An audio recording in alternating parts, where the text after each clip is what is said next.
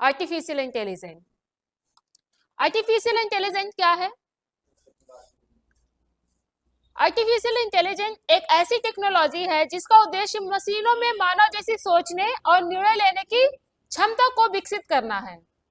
और artificial intelligence उपयोग intelligent machine को बनाने में किया जाता है जो एक ह्यूमन की तरह व्यवहार कर सकते हैं, ह्यूमन की तरह सोच सकते हैं और निर्णय लेने में सक्षम हो सकते हैं। जैसे अभी तक आप लोगों ने पढ़ा है कि कंप्यूटर के पास सोचने समझने की क्षमता नहीं होती है, लेकिन यहाँ पास आर्टिफिशियल इंटेलिजेंस के पास सोचने समझने की क्षमता होती है। वो निर्णय भी ले सकता है, ह्यूमन की तरह सोच भी सकता है। History of intelligence, artificial intelligence. Artificial intelligence का आविष्कार 1956 में जॉन मैकथी जॉन मैकथी ने किया था, जिसे आर्टिफिशियल इंटेलिजेंस का जनक कहा जाता है। जॉन मैकथी एक अमेरिकी वैज्ञानिक, साइंटिस्ट और रिसर्चर थे। उन्होंने 1956 में डार्टमाउथ कॉलेज की एक कार्यशाला में भाग लिया था। वह उन्होंने आर्टिफिशियल के बारे में इंपॉर्टेंट जानकारी दी। तो देखिए, आर्टिफिशियल इंटेलिजेंस का जनक, इसके पहले मैंने बताया था कंप्यूटर का जनक कौन था, कौन है प्रेजेंट में कंप्यूटर के जनक कौन है, ये लिखवाया है, कौन है? थोड़ा कोई भी स्टूडेंट है, खड़े होके बताइए। कविता, आप खड़े हो, ये बताइए। हाँ,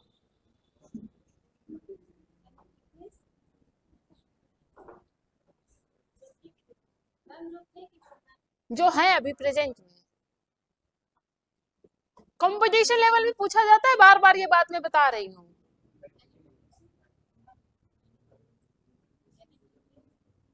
बहुत बढ़िया, ऐसा बोलो कि मुझे सुनाई दे।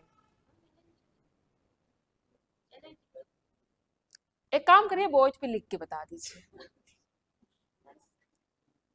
मुझे समझ में नहीं आ रहा आप क्या बोल रहे हो।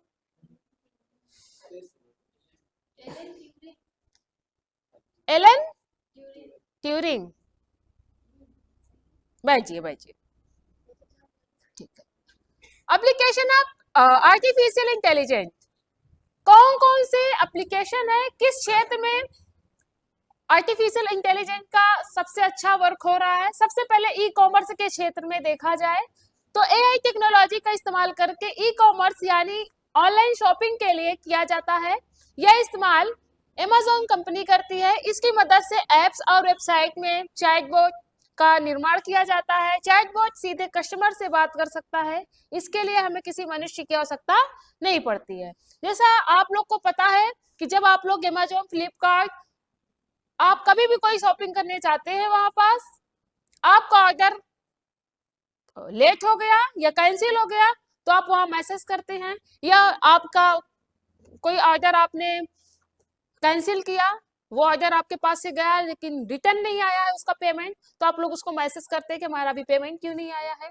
तो उसका जो रिप्लाई आता है वो चैटबॉट की तरफ से आता है। चैटबॉट करता है मतलब एआई के थ्रू होता है, वो ऑटो होता है, उसके लिए कोई पर्सन नहीं बैठा होता है, ये पूरा एआई करता है। ऐसे ही एजुकेशन के क्षेत्र में है, एआई टेक्निक का इस्तेमाल शिक्षा के क्षेत्र में भी किया जाता है ताकि बेहतर और बेहतर शिक्षा लोगों तक पहुंचा सके। इसके द्वारा टीचर आसानी से किसी भी बच्चे को कंप्यूटर में एनिमेशन और ग्राफिक दिखाकर पढ़ा सकते हैं। एआई तकनीक प्रोडक्टिविटी और डिजिटल एजुकेशन को बढ़ावा देता है। इसके मकसद शिक्षा को और आसान बनाना है। आप लोग को पता है एजुकेशन के क्षेत्र में एआई के थ्रू एनिमेशन, जो छोटे बच्चे होते हैं उनको एनिमेशन के थ्रू पढ़ाना बहुत ही इजी हो चुका है, और ये सब एआई के आने के बाद हुआ है। आप लोग को 3 घंटे की मूवी नहीं याद होगी, लेकिन कोई चीज आपको 3D में पढ़ा दिया जाए या कोई चीज पिक्चर के थ्रू पढ़ा दिया जाए तो वो सारी चीजें आप लोग को याद रहती हैं। अगला है आपका ह्यूमन रिसोर्सेज के क्षेत्र में। इसका इस्तेमाल ह्यूमन रिसोर्सेज को कम करने के लिए किया जाता है ताकि प्रोडक्शन ज्यादा मात्रा में किया जा सके, क्योंकि मनुष्य 24 घंटे किसी काम को नहीं कर सकता, लेकिन एआई के डिजिटल डिवाइस या मशीन 24 घंटे काम करने की क्षमता रखती है। सबसे पहले तो जब हम अपने पास किसी को काम करने के लिए रखते हैं, तो आप लोग को पता है कि जब तक हम प्रेजेंट नहीं होते वो लोग काम अच्छे से नहीं करते। ये कितने लोग मानते हैं? इसमें से भी कुछ बच्चे होंगे जो काम करते हैं। अगर उसका ओनर नहीं है, आप किसी के यहाँ जॉब कर रहे हो, तो आप आराम करोगे और उनको देखते ही फिर आप काम में लग जाते हो। नहीं, बहुत काम करते हैं हम। ओनर को लगेगा अरे भाई हमारे यहाँ के एम्प्लॉय तो एकदम लगे रहते हैं। ये चीज माइंड से निकाल दीजिए कि आप जो मतलब आपको लगता है कि ओनर सोचते हैं नहीं हम काम में लगे हैं, काम बताता है कि आप कितना काम करते हो। क्योंकि ओनर के रहने पे आप लोग बहुत ज्यादा काम कर लेते हो, लेकिन ओनर के ना रहने पे आप लोग के नाम मात्र का काम होता है। मतलब इतना काम आप लोग करते हैं कि ओनर कह भी ना सके और आप आराम से रेस्ट भी करो ना, जॉब भी ना छूटे आप लोग की। लेकिन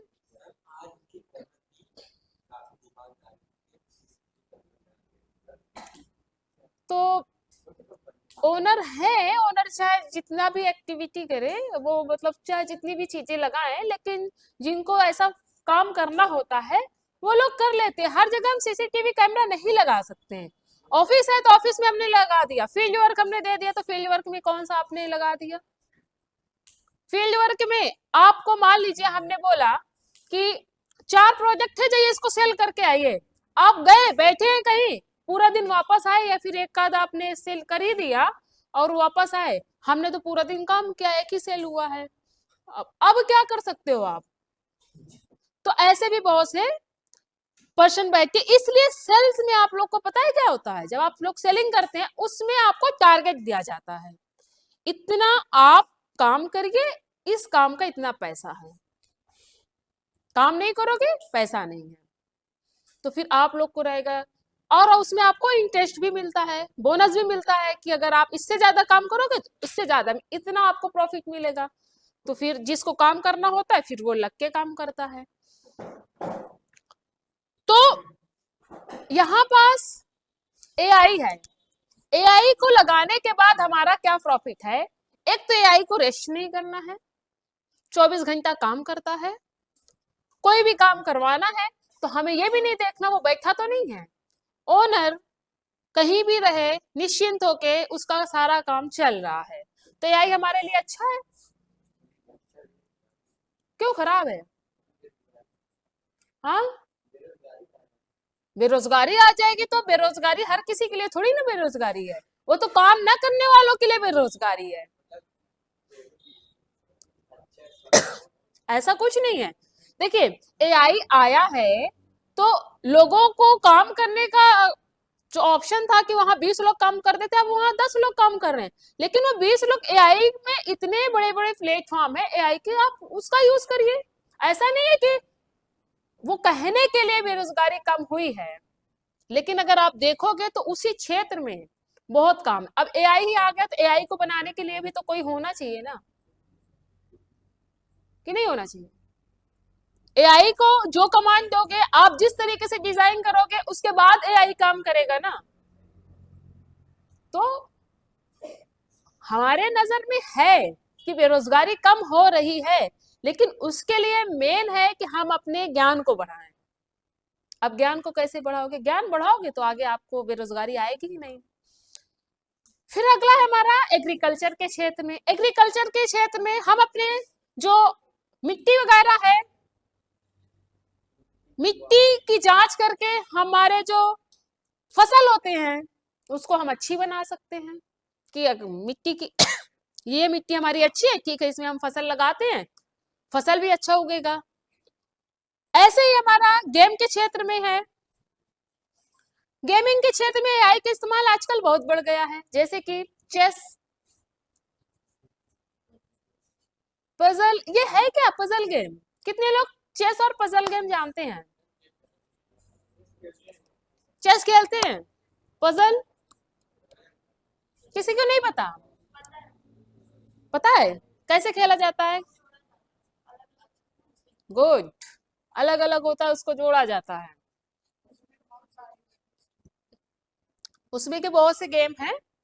तो इन सब का इस्तेमाल एआई एआई के थ्रू किया जाता है। क्यों? क्योंकि एआई के पास सोचने की क्षमता होती है, इसलिए इसका इस्तेमाल, इसका किसका, एआई का इस्तेमाल दिमाग वाले खेल में भी किया जाता है।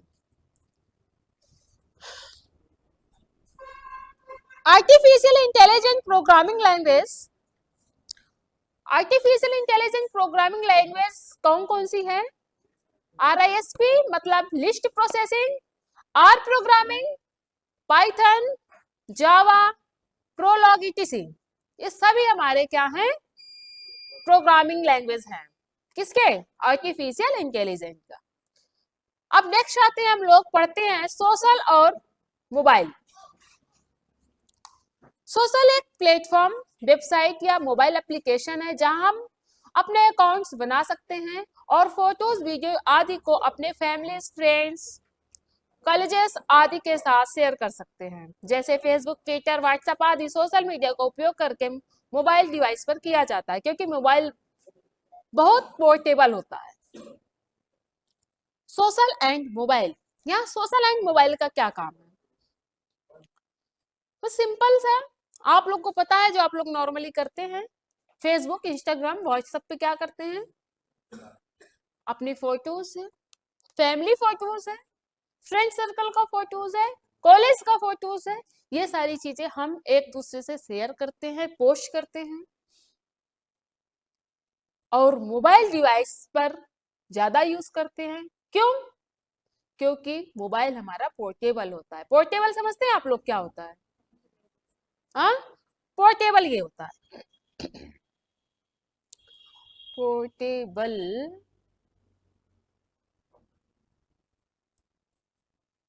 वैसे अभी मेरे पास पेन टैब नहीं है, चलिए मैं बता रही हूँ।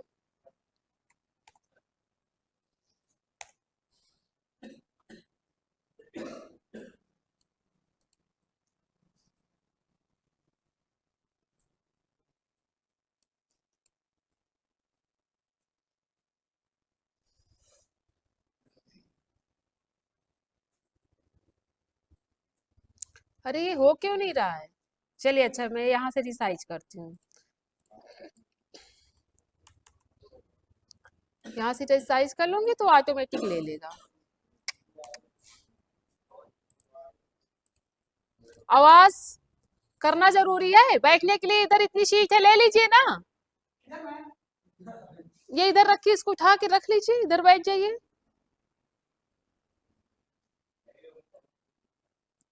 देखिए, ये है आप लोग का पोर्टेबल, इधर देखिए, ये क्या है? पोर्टेबल। और इसी को मैं कॉपी करती हूँ,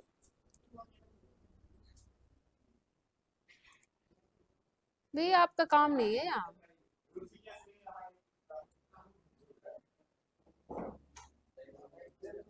क्या कर रहे हो आप लोग, इतना आवाज क्यों कर रहे हो?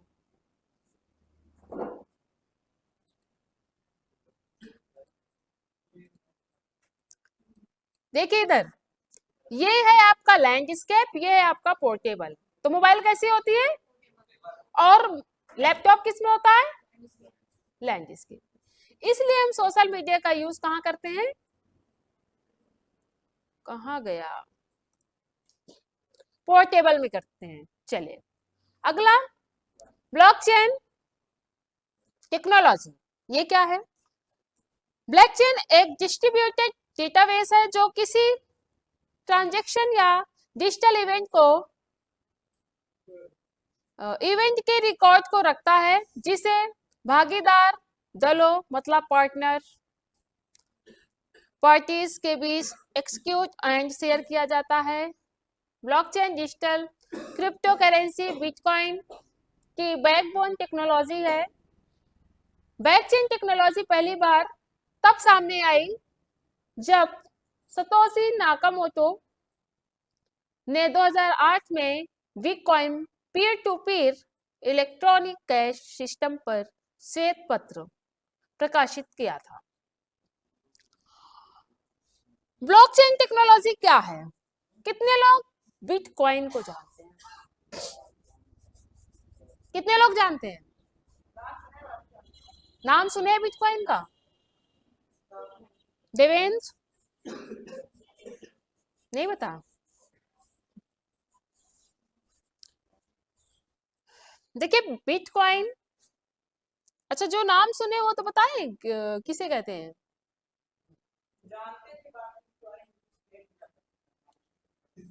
चलिए अच्छा हम बताएं उससे पहले कि आप लोग खुद देख के आइएगा बिटकॉइन है क्या। ये आप लोग के लिए कुछ अच्छी जानकारी होगी अगर आप लोग खुद से सर्च करोगे। अगर नहीं मिला तो कल की बैच में आप लोग मुझसे जरूर पूछिएगा, ठीक है? ऑनलाइन करेंसी पूरा पता है? बस इतना पता है? हाँ ठीक है, ऑनलाइन करेंसी होती है, इन्वेस्ट भी करते हैं बिटकॉइन में। अब इसके बारे में थोड़ा सा डिटेल से पढ़ के आइएगा आप लोग, ठीक है?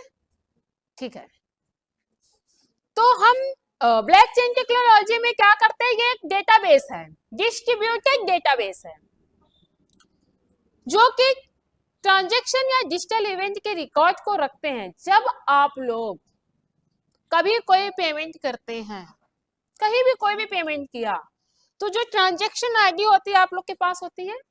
नहीं होती, डिलीट कर लेते हैं आप लोग। आज क्लास में आप लोग की मोबाइल बजी तो बजी, अगली बार अगर बज गई तो मैं घर भेज दूंगी, क्योंकि आप लोग एक दिन मैंने नहीं बोला, 2 दिन नहीं बोला, अब डेली आप लोग का यही है कि फोन आप लोग की बस क्लास में बजेगी ही बजेगी, और फिर जितने बैठे हैं ना सब पीछे मुड़ के देखेंगे किसकी मोबाइल बज रही है।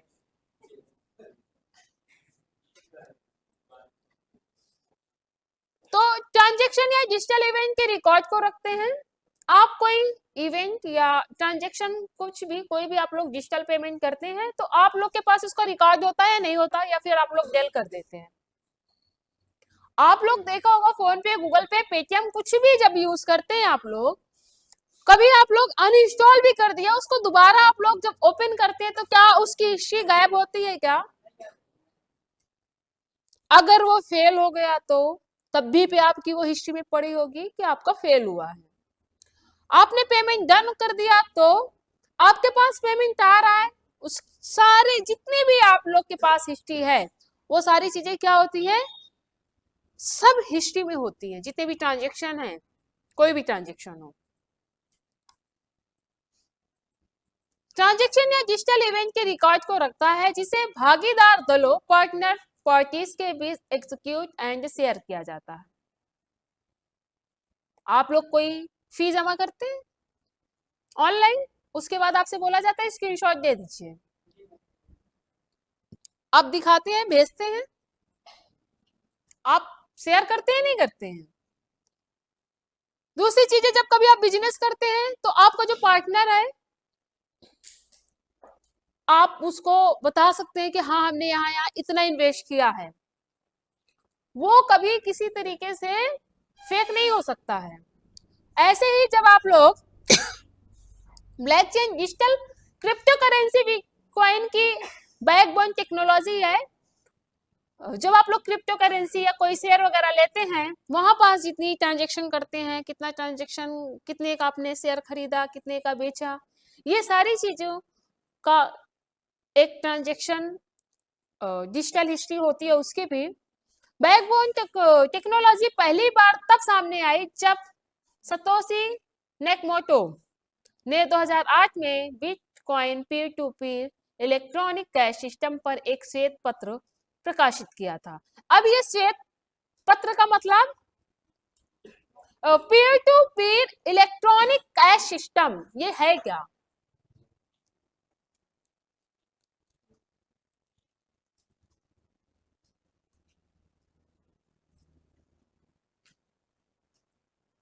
क्या है?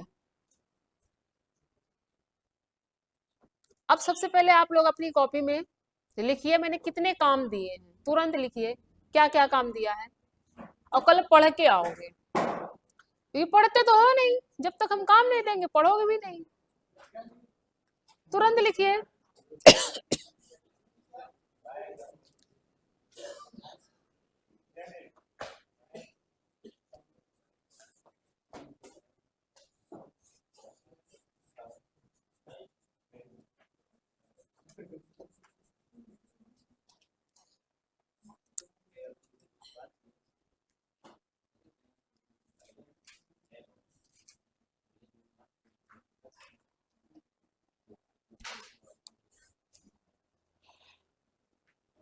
जल्दी लिखिए, क्या लिखे? क्वेश्चन हमने जो बोला था वही आपको लिखना है। क्या क्या बोला है? एक आप लोग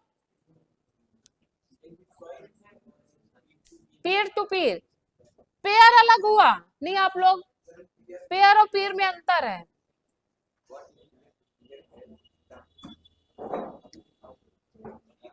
तो अब ये ब्लॉकचेन टेक्नोलॉजी मैं कल बताऊंगी आप लोग को, पढ़ के आओगे तभी। देखिए ये कुछ बहुत कठिन नहीं है, नॉर्मली आप लोग यूज करते हैं, पर एक बार पढ़ के आएंगे तभी बताऊंगी, क्यों? क्योंकि इससे क्वेश्चन बहुत पूछे जाते हैं। आपके ओ लेवल और ट्रिपल सी दोनों पेपर में क्वेश्चन बहुत पूछे जाते हैं। अगला देखिए आप लोग, 3D प्रिंटिंग। 3D प्रिंटिंग क्या है? हाँ, नहीं लिख पाए?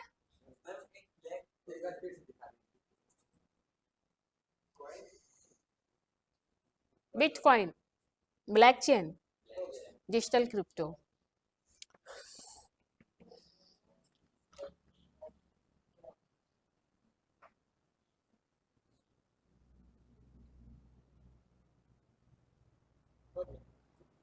चलिए, हो गया ना सबका? ये जो पीछे स्टूडेंट बैठे हुए हैं, क्या इनको इधर स्क्रीन दिख रही है? अगर नहीं दिख रही है तो एक लाइन आप लोग इधर से लगा सकते हैं।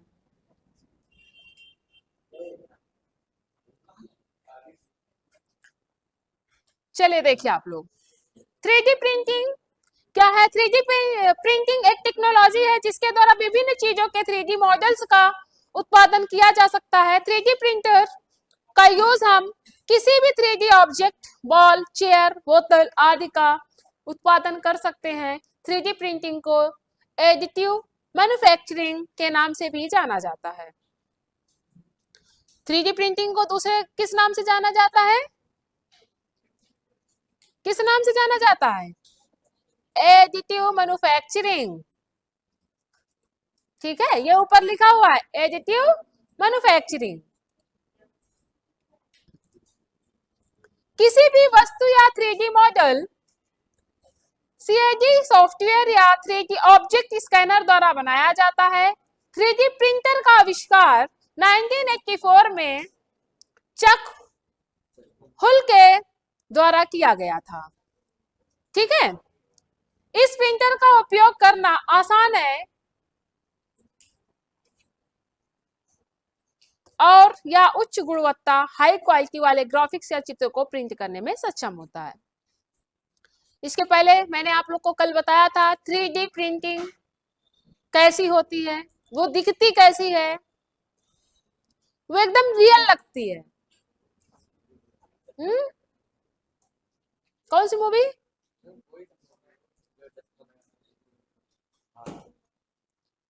मूवी वगैरह तो 3D में ही बनती है कि नहीं बनती? मूवी तो ऑलरेडी वीडियोस होती है,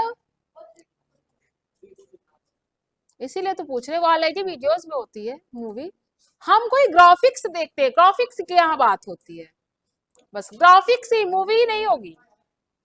हम ग्राफिक को बताया कि कोई बड़े बड़े पोस्टर आप देखते हैं, जिधर देखते हैं अगर आपको वो उधर ही नजर आए, इधर गए तब भी वो आपको देख रहा है, उधर गए उधर भी देख रहा है, उधर गए उधर भी देख रहा है, तो मतलब क्या है? क्या है? 3D प्रिंटिंग है, सिंपल सा। 3D प्रिंटिंग को दूसरा नाम किस नाम से जानते हैं? एडिटिव मैन्युफैक्चरिंग प्रिंटिंग, ठीक है। इसको किससे बनाया गया और ये 3D प्रिंटिंग हम किस किस चीजों का बना सकते हैं?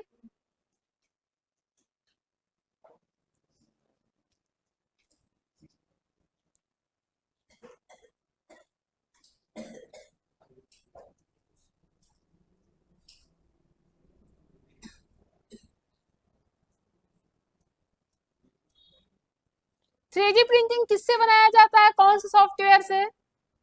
3D मॉडल, कैट सॉफ्टवेयर या 3D ऑब्जेक्ट स्कैनर द्वारा बनाया जाता है। किससे? कैट सॉफ्टवेयर या 3D ऑब्जेक्ट स्कैनर से बनाया जाता है। 3D प्रिंटर का आविष्कार किसने किया है? 1984 में किसने किया है?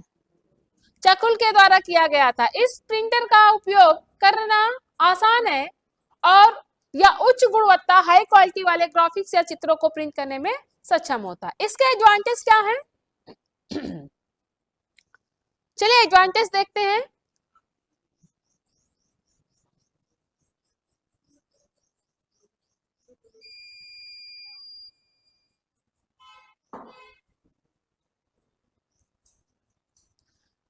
इजिली एक्सेसिबल, इसको एक्सेस करना काफी आसान होता है। यूजर इसका उपयोग बड़ी सरलता के साथ कर सकता है। फास्टर प्रोडक्शन, यह प्रिंटर कुछ ही घंटों में वस्तुओं और चीजों को प्रिंट कर सकता है। अन्य प्रिंटर्स की तुलना में यह काफी तेज गति में कार्य करता है। कॉस्ट इफेक्टिवेंस, यह प्रिंटर काफी सस्ता होता है। 3D प्रिंटर काफी हल्के होते हैं, इसके कारण इसकी परिवहन की लागत मतलब ट्रांसपोर्टेशन कॉस्ट कम हो जाती है और यह हमें सस्ते दामों पर भी मिल जाते हैं। परफॉर्मेंस में क्या है? 3D प्रिंटर की परफॉर्मेंस काफी अच्छी होती है, यह जल्दी खराब नहीं होते और बिना रुके लंबे समय तक कार्य कर सकते हैं। Application of 3D printers, space engineering, education, construction and architecture, biomedical engineering, robotics, कहाँ कहाँ यूज होती है? एप्लीकेशन कहाँ कहाँ यूज होता है 3D प्रिंटिंग का? स्पेस इंजीनियरिंग में, एजुकेशन में। अच्छा कंस्ट्रक्शन का पहली बात तो आप लोग कंस्ट्रक्शन बताइए होता क्या है? जो मकान वगैरह बनता है। आर्किटेक्ट क्या होता है?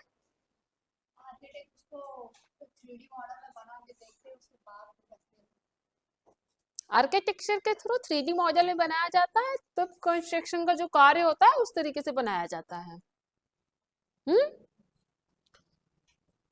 बायोमेडिकल इंजीनियरिंग में यूज होता है। रोबोटिक्स में, रोबोट में भी यूज होता है 3D प्रिंटिंग का। रोबोटिक्स प्रोसेस ऑटोमेशन क्या है? इसको शॉर्ट फॉर्म में बोलते हैं आरपीए। आरपीए का फुल फॉर्म क्या होता है? Robotic process automation.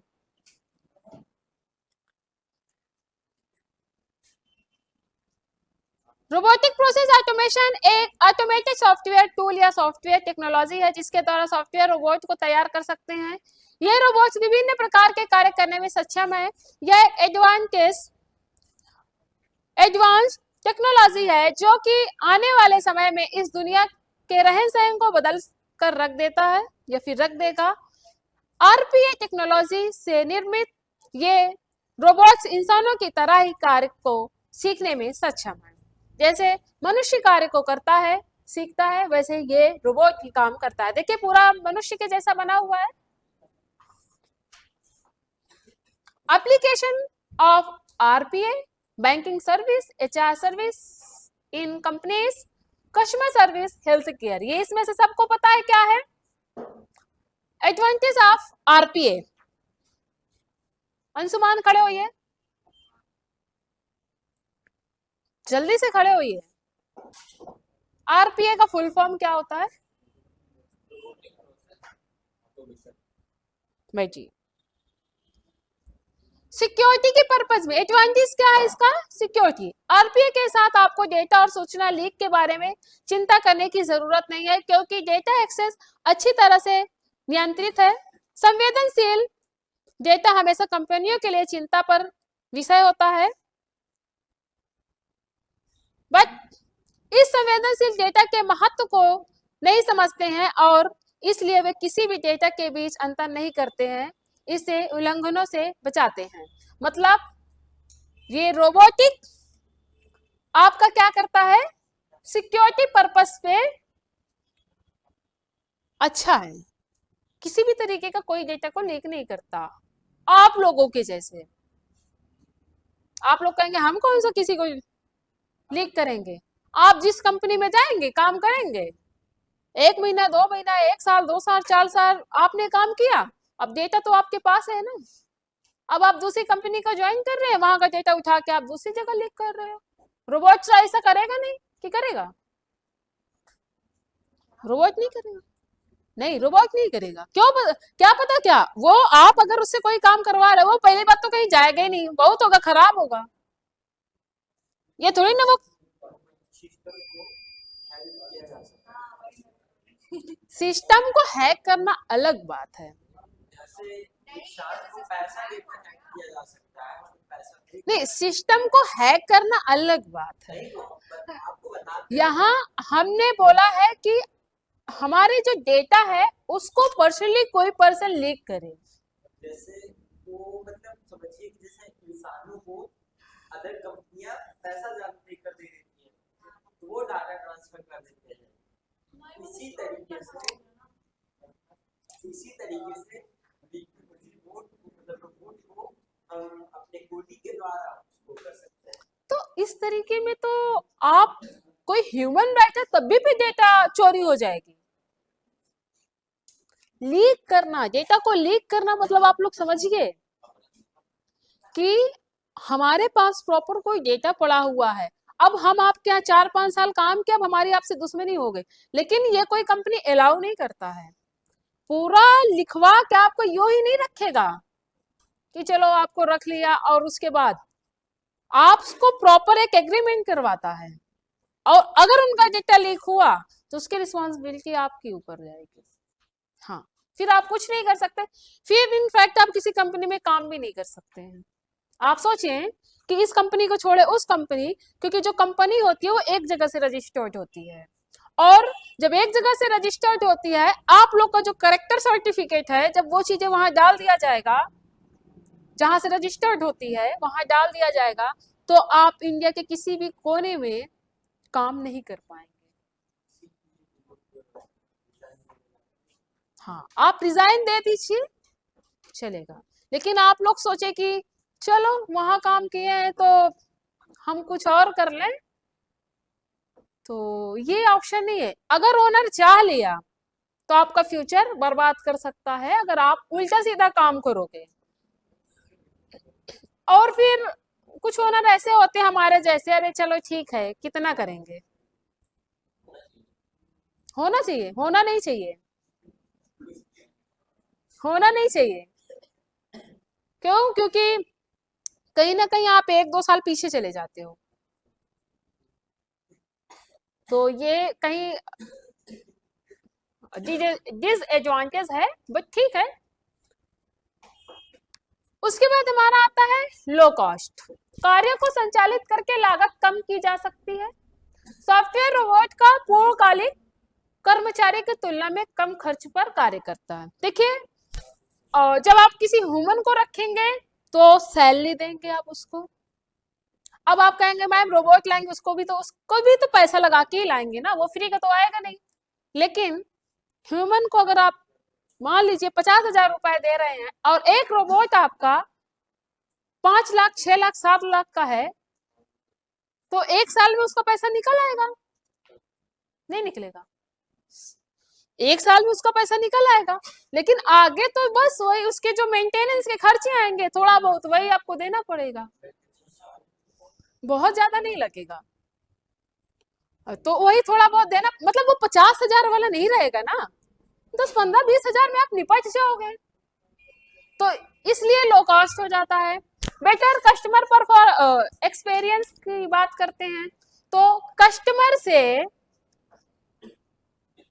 आरपीए उपयोग करके आपके ग्राहक को आसान और सरल पहुंच को सुनिश्चित करता है, मतलब जो भी ग्राहक होगा उसको आसानी से हर चीज मिल जाएंगी। यहां से आप लोग का ये वाला चैप्टर खत्म। और कौन सा चैप्टर था, आप लोग क्या पढ़ रहे थे? चैप्टर का नाम देख लीजिए, नहीं तो फिर गुड। आज आप लोग पढ़ के आए थे over of future skill and artificial intelligence, ठीक है। यहां से ये वाला चैप्टर आप लोग का दाइन। अब नेक्स्ट चैप्टर कौन सा होगा? ठीक है, नेक्स्ट चैप्टर जो भी होगा